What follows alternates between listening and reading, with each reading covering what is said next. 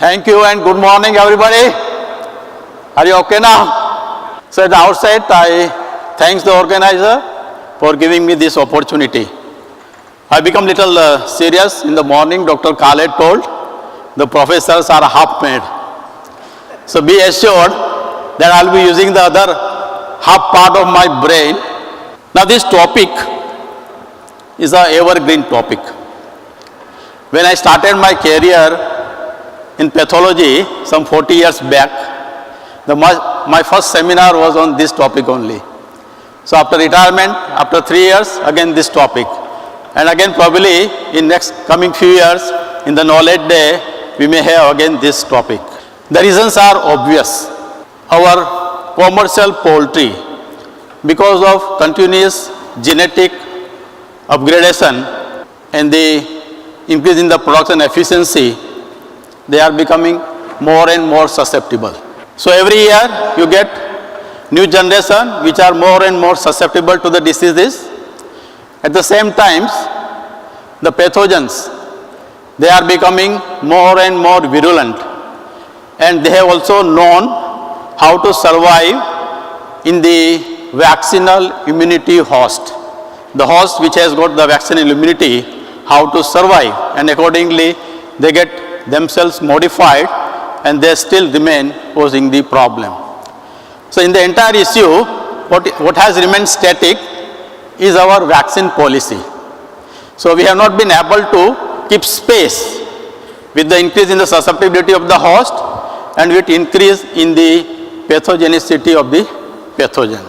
And that's why this topic will remain as a evergreen topic. The production efficiency, the major factor is the genetics, and which has been supported with the nutrition and the advancement in the management. And the disease some decade before was never considered an important factor, as a negative factor affecting the production of the economics of the farming. But after the entry of LPAI, that is like low pathogenic avian influenza H9N2, somewhere before, somewhere 2003-04, the entire scenario has changed, and probably in the last decade we have experienced that the diseases has become a major negative factor affecting the efficiency of our flocks, and many times the business goes in losses. So nowadays the disease has become a very important negative factor affecting the production. So diseases eat away profits gained through genetics, nutrition and management. Now emerging and re-emerging diseases, I had little difficulty how to define these terms. Then I have developed my own way of defining. The emerging diseases are those diseases which have not registered themselves to the government and got registered. So there are the diseases which are waiting in queue for last 15 years, like LPI, and there are diseases like chicken anemia, there are some different viruses of the inclusion body hepatitis, ILT, they are still waiting for getting registered. So unless they get registered, you don't find the solution. Okay. So those diseases which have not registered, they are considered as emerging diseases. Those diseases which have been registered and the vaccine made available, and after few years of use of vaccines, there are the increased cases of vaccine failures. So those diseases will come under re-emerging diseases. So our efforts should be minimizing the emerging diseases, and again that is dependent upon vaccine, and again reducing the number of re-emerging diseases and bringing all these diseases under one group, that is the existing diseases. Now there is only one disease which has got the special favor, that is the bird flu, H5N1. As soon as it appears, it gets registered, action taken, and it's knocked out. Again appear, again registered, action taken and knocked out. Probably that kind of action we should need for all our diseases which are waiting under the emerging diseases.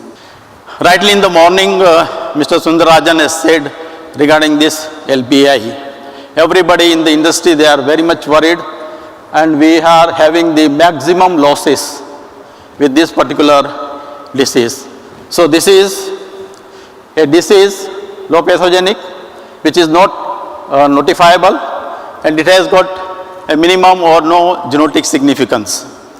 And this is the number one enemy today in the Indian poultry, and many of the farmers here, they know the disease is known by some non-technical terms like variant and VVND. Now this a single disease by definition does not cause, this particular virus does not cause even the clinical signs. There is no question of mortality if you give it to a SPF birds. That means such a mild. But in the field where there are other pathogens available, and those pathogens take advantage after the doors are made open by LPI. And these are all respiratory pathogens, the Mycoplasma, E. coli, coryza organisms, ORT. All these organisms, diseases, they are there since many, many years. But they have come on the surface only after the entry of LPI. Even the ORT was there because nowadays those cultural isolation and PCR techniques are available. That's why they are getting diagnosed. Otherwise, there may be primary organisms, but mostly their importance is as a secondary organisms. So, after the entry of LPI, particularly last 10-12 years, we are facing a very serious issue of complex respiratory disease. So, when there are so many pathogens, it becomes very difficult to take care or treat those kind of outbreaks. And this LPI is also considered as a immunosuppressive disease. If the flock is having a marginal immunity against Newcastle disease, the immunity will be brought down, and this will add into this complexity if the Newcastle is also added into this.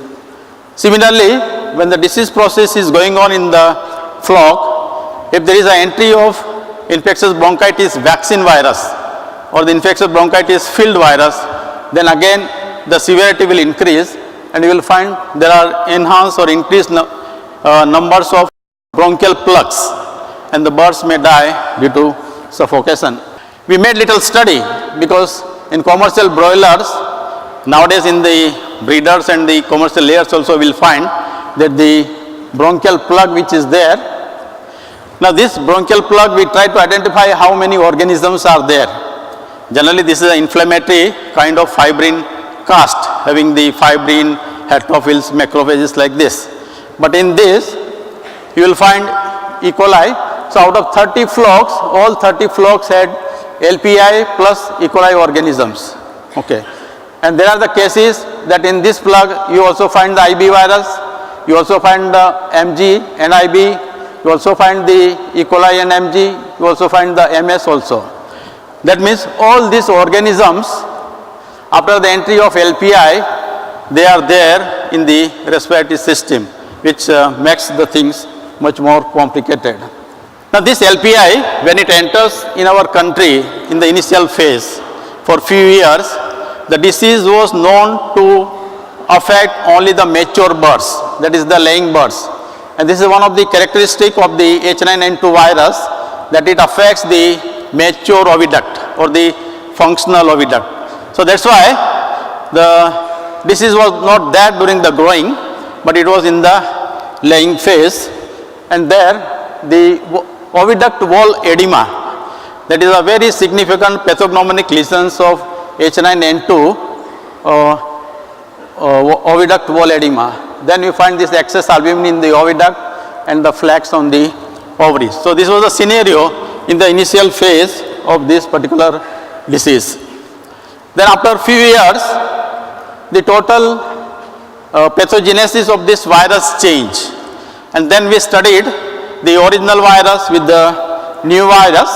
This is the new original virus in the vaccine, and this is a new virus from our place, that is in the SARSA. You will find there is some change. That is a whole genome sequencing of the virus. There was a change in the HA gene of the virus. This is the original virus, and here you will find some incorporation of the gene from H5N1. And after this, the entire scenario of this disease has changed. Now it has become a primarily a respiratory viral disease with head swelling and heavy mortality. So this kind of variant, that is the drift variant of the LPI, it causes coryza-like symptoms and with heavy mortality and affecting all the age group, starting from the chicks, growers, layers, breeders and the commercial broilers, and it causes production drops, and the recovery is also taking long time, nearly 1.5 to 2 months. And if the problem is there in the breeder, it is very difficult to get back the production nearer to the normal curve. And if it affects the males in the breeder, then probably we face many other problems of fertility and hatchability. In commercial broilers, everybody has experienced that at the end of second week, the sneezing starts, which remains for 3, 4, 5 days, and then when the secondary organisms make the entry, the mortality will start. So this is the typical production drop in case of layer flocks which are not complicated with any mycoplasma or ND or IB or coryza like this. So in such cases, you will find at the point of outbreak, you find the severe drop in egg production. It may take some time, and then it may take nearly 2 months to come back to the original production curve. And by this time, the farmer loses nearly 70 to 20 hen house eggs, mortality is there, and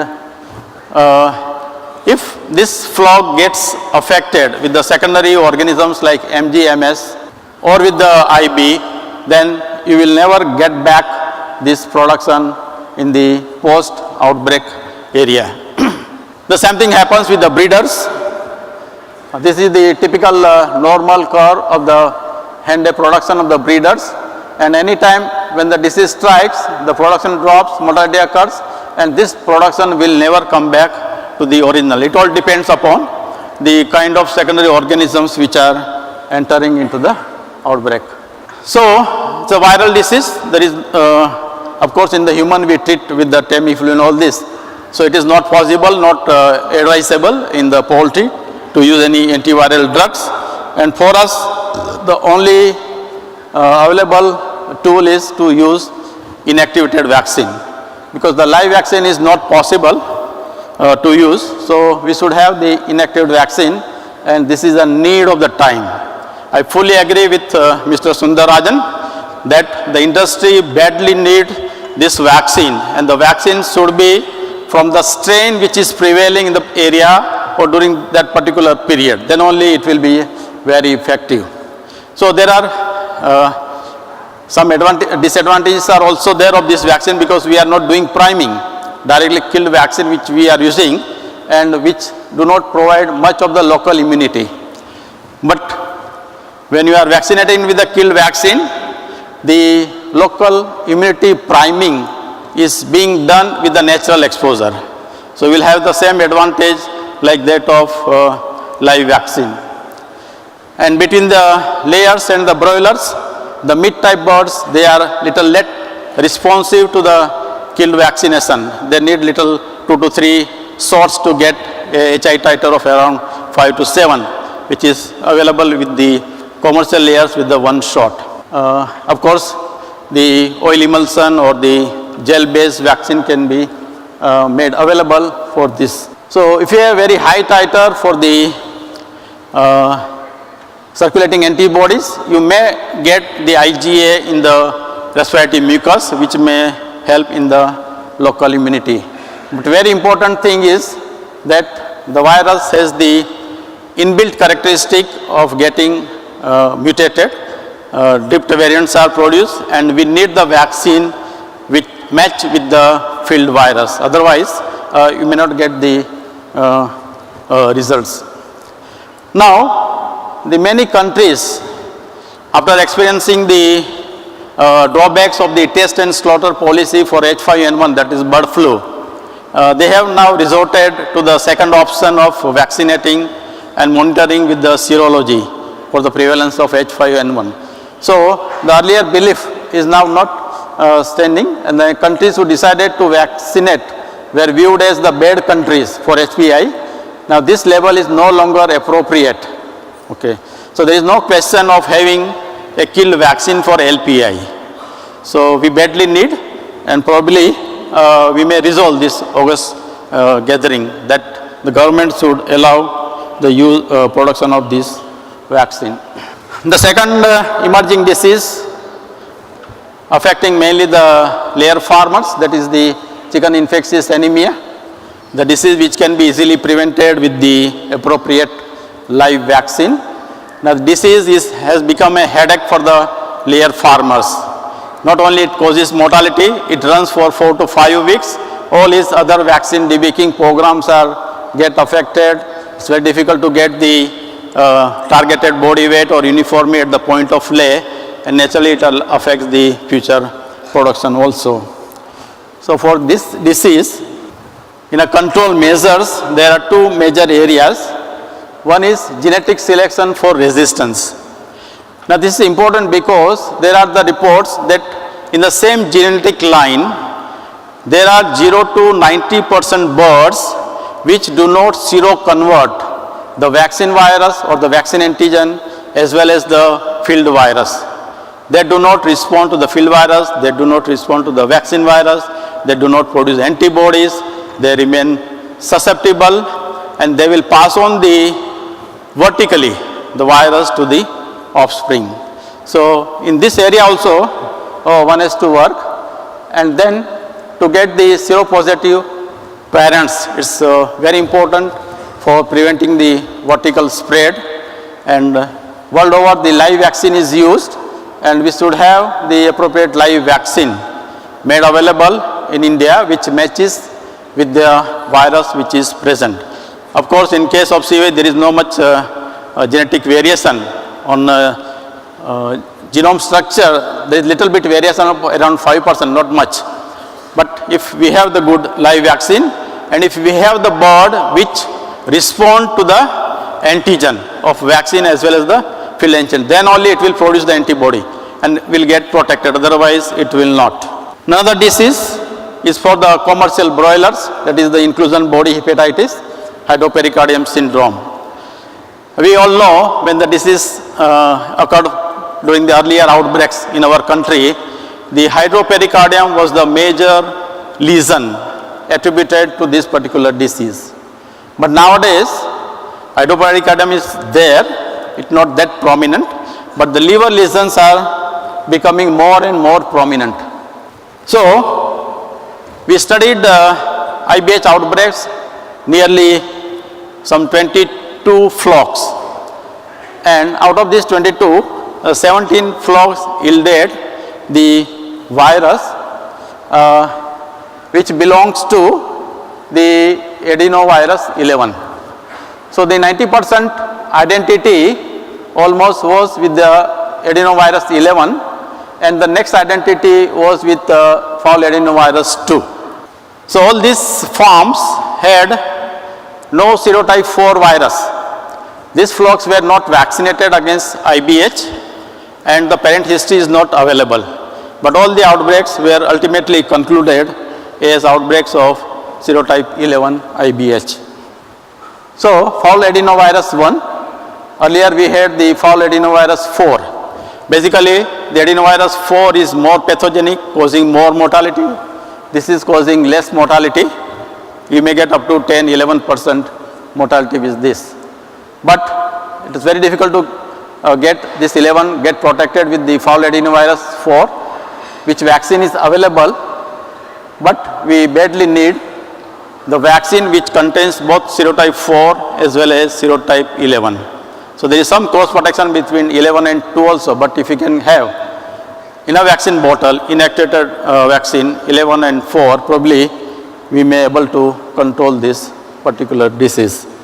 The other disease which is of the importance mainly in the commercial layers and the breeders, that is the ILT, And for the present, it is endemic in certain states, certain region of the South India, and it causes severe economic losses in breeders and layers.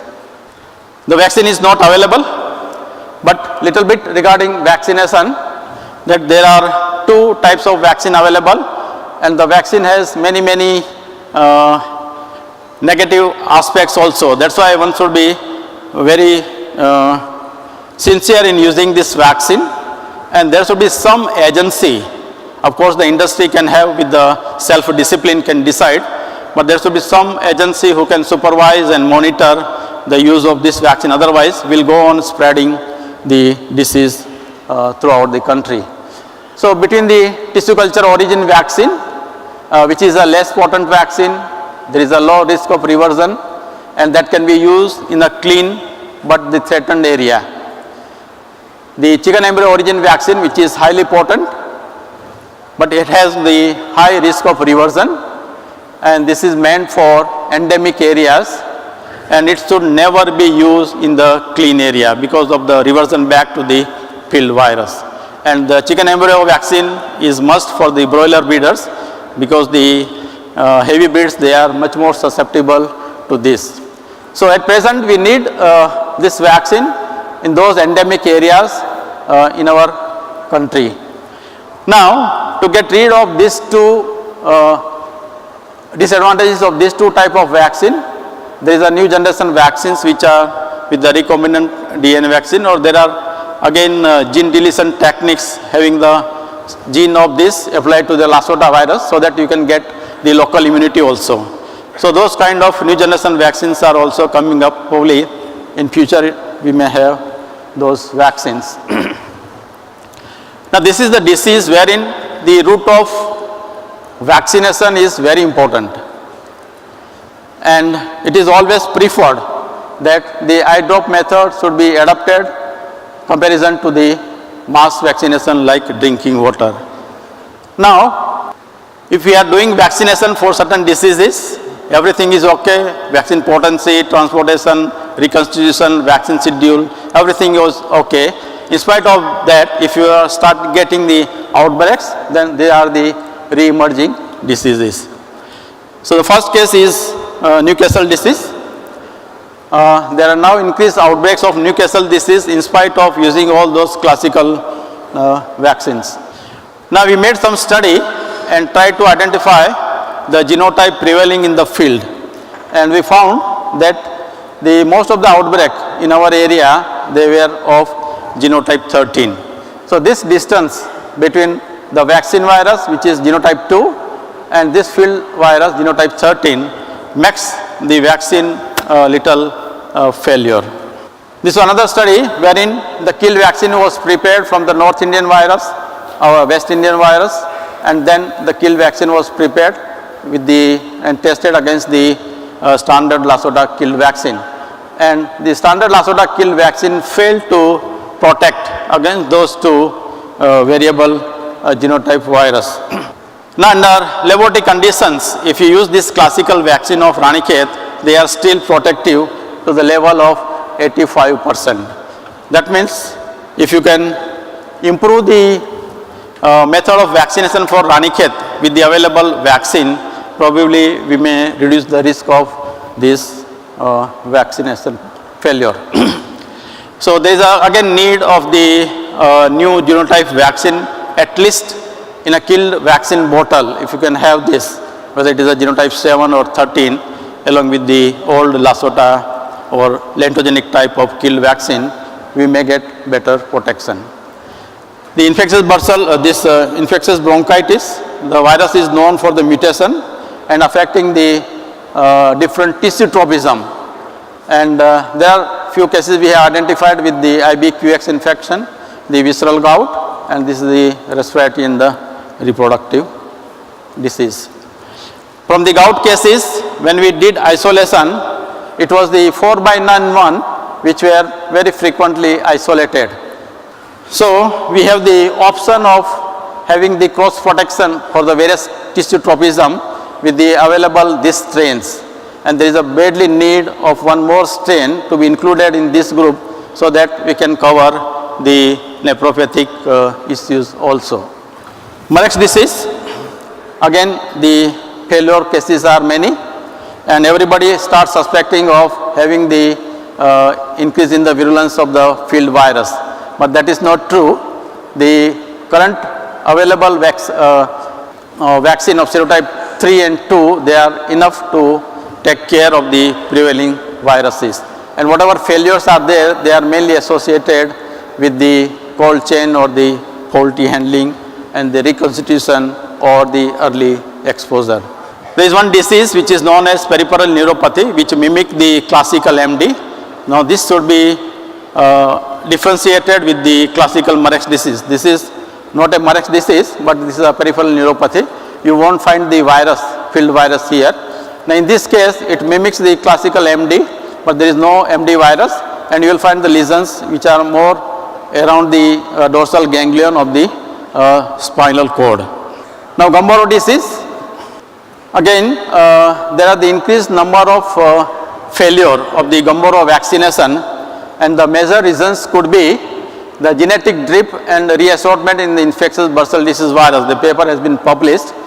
What is happening, that the virus is getting segment A from the virulent virus and the segment B from the intermediate plus vaccine virus, and the assorted virus which is produced doesn't get affected with the maternal antibody or not with the vaccines which we do, and that's why there are the outbreaks. Now the future challenge is any major shift in the management system of the birds may definitely have the different disease scenario.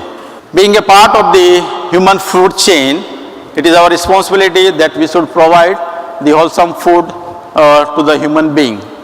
Now in this we have to look to the microbial part, that is the Salmonella, Campylobacter, which causing the food poisoning in the human being, and the resistant microbes which are directly entering into the human system. Similarly, the antibiotic residue, which is now a global talk, how to reduce this. Now, we Indians are blessed with the traditional method of cooking. So the boiling with the spices, having so much of the essential oils, no microbial organism will survive, including those resistant microbes. Another important aspect is all antibiotics, they are temperature sensitive. Of course, there may be some variation. They are temperature sensitive, and at the boiling temperature either they are denatured or their activity is drastically reduced. So this is one plus point of our cooking method, that we can get rid or we can have the food which is safe even if there is some contamination. Now in the disease control part, as a veterinarian or the farmers, we have only three tools. One is biosecurity, another is vaccine, and the third is antibiotic. If you want to reduce the antibiotic use, the bulk antibiotics are going as a antibiotic growth promoter, for which we have the alternatives. The another area in which the therapeutic antibiotics are used is the respiratory infection. Okay. So if you want to reduce the therapeutic antibiotics, we have to control the respiratory infections, and to control the respiratory infections we need appropriate vaccines for LPI, for IB, for MG, MS of course we have now, then for the ORT. So in future, if you want to practice biosecurity in a certain area, because our growth is a cluster growth, if you want to practice, you won't be able to practice because you can't block the air. So there are the limitations also. So only tool which is now available is the vaccine. So if you have the good vaccine, we can minimize the use of antibiotics. Vaccinating the flock and forgetting is a mentality will not work now. So when you vaccinate, you should be very conscious what you are vaccinating. You should ask 100 questions to yourself whether the antigen in the vaccine is appropriate, which is matching with the field or not, or whether you are really getting protection to the field infection with this particular vaccine. So one has to be very careful because changing pathogens, they are the major challenges in disease management. So blindly vaccinating will ultimately result into the diseases which are winning. If you are very cautious, sincere regarding the vaccine antigen, then naturally you will be the winner. So the ultimate message which I want to convey, that in future, if you want the disease should be under control, your antibiotics are not available, they are not working, so many issues are there. Biosecurity is sometimes very difficult to practice, and the vaccine is the only tool which can help against these diseases. So the take-home message, it is rather a kind of recommendations which this August gathering can pass with the government of India, that industry of its own will not be able to resolve the issue of emerging and re-emerging diseases. This is what we are facing today. We work in a very close environment. We decide ourselves what to do, what to be used, how to be used, from where to get those vaccines, and then ultimately we fail. So the active involvement of the regulatory authority is must. Otherwise we will not succeed in the entire issue of emerging and re-emerging disease. There should be a national-wide surveillance mechanism to identify new and variant pathogen, and accordingly the vaccine is made available. Then need-based upgradation or introduction of the vaccine antigen, and there should be national programs for control of diseases of economic importance like LPI, ILT, etc. The government running so many programs for livestock, and why not for the poultry? At least of the some diseases which are of national importance, causing too much economic losses to the farmers, we should have a national program for the control of these diseases. So with this, I thank for the session hearing, and I thank the technical committee of the Knowledge Day, particularly Dr. R.K. Pathak, Dr. Limie, for their suggestions and the guidance. Thank you.